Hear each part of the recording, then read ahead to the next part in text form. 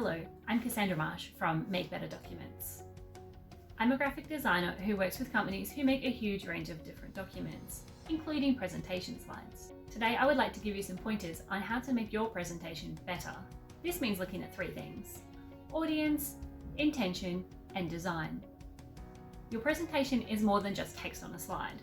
It is a way for you to connect with an audience of interested people who have come to hear you talk about a topic you know a lot about, and they are interested in learning more. By the end of your presentation, the audience should think of you as a thought leader in your area. Let's begin. Audience. Think about the audience. The presentation is being made for the audience, not for yourself. Think about who the people in the room are and adapt the presentation to them. This might mean you can deliver the same general idea to two different audiences in different ways. For example, a younger audience would prefer more images over an older audience. Where are the audience? This variable might make you reconsider certain aspects of your presentation. With a webinar or other online meeting, the slides can be made more text-heavy where the audience can screenshot, whereas in a physical space, some people are at the back of the room. You'll need to make sure that the font size is big enough for them to read. If the audience is all together in a room, then allow for some level of interactivity. This can be asking questions to the audience or having the audience work in small groups. Engaging the audience. Your presentation will be more interesting and worthwhile to the audience when they are engaged with the content. Again, this could look like asking the audience questions, having the audience break up into pairs or small groups to discuss something further, and then come back to the full group to share. A really simple way you can start engagement without putting the audience on the spot is asking, raise your hand if you... There is even the option of using technology to help with engagement. For example, it is possible to add in real-time polling to get quick information about where the audience is at. There are so many websites that offer their service, along with lots of other interaction options, including sharing the deck in real time. The audience can go backwards, but not forwards. There's polls, quizzes, anonymous asking of questions, real-time word cloud. Some of these online services are ahaslides.com, mentimeter.com, polleverywhere.com, meetingpulse.net. Allow some time for Q&A. Question and answer time is very important for the audience so that they know that their specific questions will get answered in case it doesn't get covered during the presentation. Allow for time either in small patches between sections or as a large chunk at the end. Allow for at least 15 minutes so the audience feels that you were generous with your time. If you are doing a chunk of Q&A at the end, make sure you let the audience know upfront. It is possible to use the previously mentioned technology options or something more low-tech like a flip chart and a pen in the corner of the room and let everyone know that they can write down their questions throughout the presentation. Housekeeping. It makes sense to have a super quick, less than a minute, bit of information about housekeeping at the start of your presentation. So make sure that your audience knows things such as, is there Q&A at the end? Are you sharing the slide deck with them? Where are the toilets? Are their phones switched off? Can photographs or videos be taken? And also tell the audience if you are taking photos. Knowing these things up front will help the audience with expectations and also resolve any uncertainty that they have. Resolving these may lower anxiety. Intention. Are you sharing the slides? Consider upfront if you're giving everyone a copy of the deck. Knowing you are sharing the slides might help you with organizing what goes on the slides and how much information to share. If you are sharing your slides, consider adding in hyperlinks to make sure that it is a great resource that people go back to. If you are sharing the slides, don't forget to let the audience know at the start of the presentation. This hopefully will mean that less people will stand up and take photos during the presentation and distracting other audience members. Clarity of message. Remember that you have something to say and the audience have come to hear it. Now, make sure that you set up the flow of your presentation to optimize your message. You want to make sure that you are clear and concise when delivering content and present everything in a logical order. If your presentation follows an optimal order of content delivery, that helps the audience understand what you're saying. Job done. If your slides and train of thought jump around, the audience will get lost. Professionally presenting your content.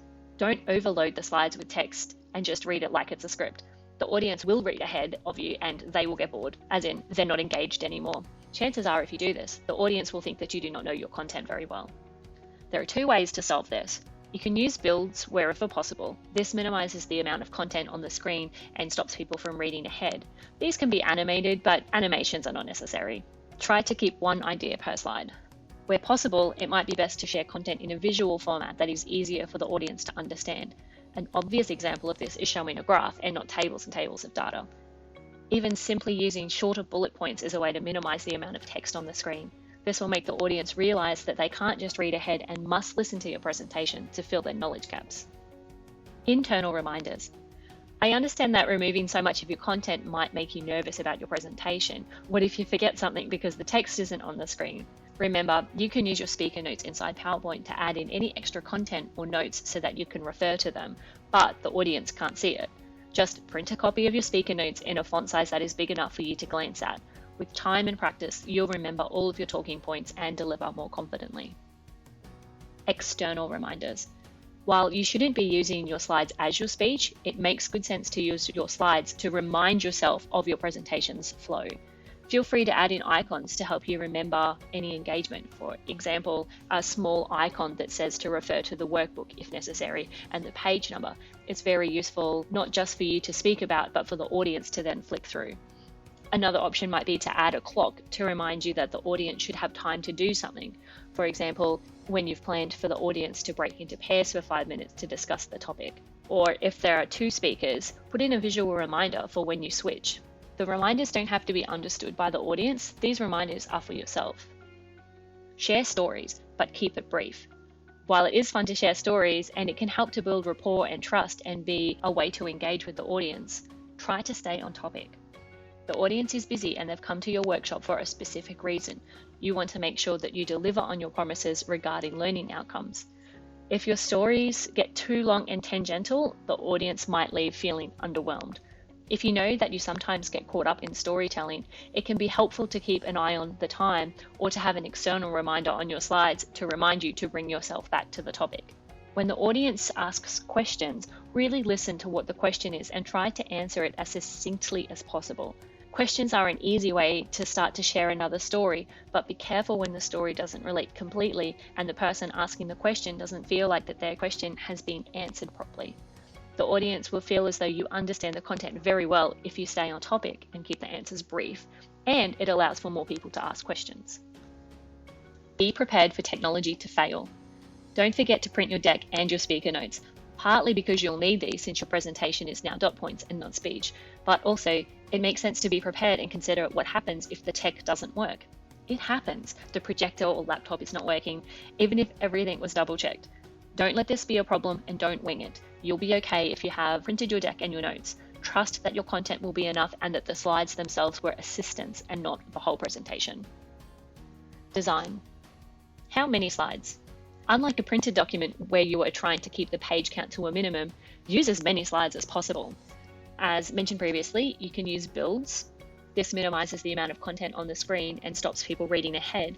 This can be done pretty easily with animations inside PowerPoint or by manually making a new slide for each build. Try to keep one idea per slide. A couple of slides to consider having are a cover page that gets shown when everyone arrives, an about page that lets the audience know more about your expertise, housekeeping, expectations and outcomes of the day. If your content is broken up into sections, have a section start page and a key takeaway slide. Contact details, the best way for the audience to keep in touch with you. Color and contrast. Picking colors is likely already done for you. Simply stick with your brand colors. If you don't have any, just keep it simple. Be consistent with your colors. Consistency and readability are more important than the actual shades of color. Some extra pointers are to make sure that you maximize contrast between background and the text. It makes it easier to read. Apart from basic readability, it's also important for the people at the back of the room. Some color combinations may look okay on your computer screen or up close to the projector, but they get worse the further back in the room you are. Add into the equation any natural or artificial lighting in the room with the projector and it can get quite hard to read your text. There are online tools that allow you to double check your colors and have enough contrast, and there's specialized websites showing you if your color combination is accessible to those who are colorblind. They work by checking the foreground text against the background color. You can just copy and paste the hex values of your colors and the website will let you know if your color is a pass or a fail. Two great tools are for basic color contrast using colorcontrast.cc, and a color blindness checker tool is whocanuse.com. Adding in images. It is great to add images for impact, not just because you think you should. It is better to have no images at all than to have poorly chosen out of context images. Some tips for adding images are, unless comparing, stick with one image per slide. Stick with one type of image throughout, example, photographs, illustrations, icons, etc.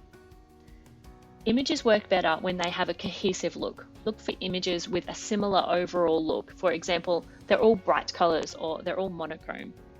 Animated GIFs tend to distract more than add. A slide that contains only a well-chosen image can have a big impact on the audience's emotions. Aim to have images fit into a slide as opposed to making it look plonked on as an afterthought. When adding text to your image, make sure there is enough contrast to still read the text. Fonts. Picking fonts is likely already done for you. Simply stick with your brand fonts. If you don't have any, just keep it simple. Some things to remember when using fonts are high contrast between the font and background color for maximum readability. Go for big fonts that people at the back of the room can read. Be consistent with your fonts. Using the template styles is safest so that all fonts, colors, and stylings are consistent, and if you ever do need to change any of these, you can change it once in the parent slide. If you are manually selecting or overriding, then making changes to font, color, or size can be a time-consuming task. Stick to a maximum of 3 fonts. This would be a heading, a body font, and maybe something that sparkles, adds a bit more shine. Remember that if you're not using your own laptop connected to the projector, your font might not be on the computer that you're using, and this will make the fonts not appear correctly. So options are to export to PDF and essentially flip through your PDF.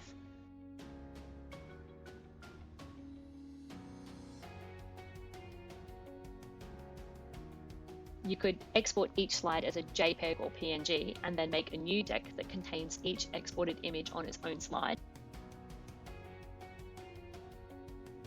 Or you could look for web-safe fonts that are pre-installed on all computers. Branding the slides. I highly recommend branding your slides. Context is important. Your logo should be on your slides so that you build brand recognition with your audience with each slide. It is also useful to have your logo on every slide in case someone takes a photo, because then they can remember it was your presentation. If you do share your deck, let the audience know it is okay if they share it with others, and then if they do share it, your logo and contact information has been passed on too. Bonus. A reminder that you do not need to have a huge copyright bit of text on the bottom of each slide.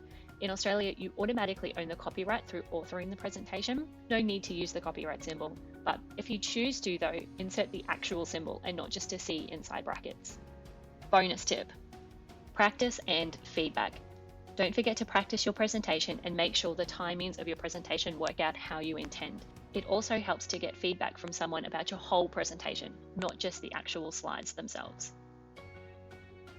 To recap, think about the audience and how you are going to meet their expectations. Think about your intentions for the presentation. How are you going to professionally present your message? How are you going to keep yourself on track during your presentation? Think about the design of your slides and aim for simple and consistent. Thank you for your time. Thanks for following along. I hope your presentation goes really well. Make better documents. Making the world a more beautiful place, one document at a time.